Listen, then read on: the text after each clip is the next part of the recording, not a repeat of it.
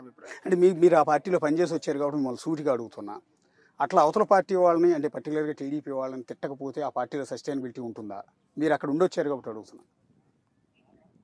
ఈరోజు క్లియర్ కట్గా జగన్మోహన్ రెడ్డి చెప్తున్నారు కదా, పలానోళ్ళని తిట్టాలా, పలానోళ్ళని మీరు చంద్రబాబు నాయుడు గారిని తిడితేనే మీకు ఎంపీ టికెట్ ఇస్తానంటున్నారు కదా.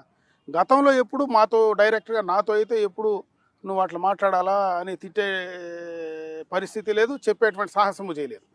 మేము క్లియర్గా ముఖం మీదనే చెప్పేవాడు ఎప్పుడైనా ఆ మాట అనింటే కూడా. ఎందుకంటే చంద్రబాబు నాయుడు గారిని ఎప్పుడు నేను పార్టీ నుంచి బయటపోయినా ఆయన తిట్టింది లేదు. ఎన్టీ రామారావు ఫోటో అయితే ఎప్పుడు నా ఇంట్లో ఉంటుంది. నేను పార్టీ మారిన తర్వాత కూడా నా ఇంట్లో ఎన్టీ రామారావు ఫోటో ఉంది. జగన్మోహన్ రెడ్డి ఆయన యాత్ర చేసినప్పుడు వచ్చి మా ఇంటికి వచ్చినప్పుడు కూడా ఆయన ఉండే రూమ్లో కూడా ఎన్టీఆర్ ఫోటో ఉంది, ఎన్టీఆర్ విగ్రహమే ఉంది. కాబట్టి ఎక్కడ కానీ ఎన్టీఆర్ గురించి కానీ చంద్రబాబు నాయుడు గారి గురించి కానీ మేము మాట్లాడే పరిస్థితి ఈ పార్టీలో పుట్టి పెరిగిన వాళ్ళు చేసేటువంటి పరిస్థితి లేదు. ఒకవేళ ఆయన చెప్పినా చేసేవాళ్ళు మాత్రం ఇవ్వట్లేదు.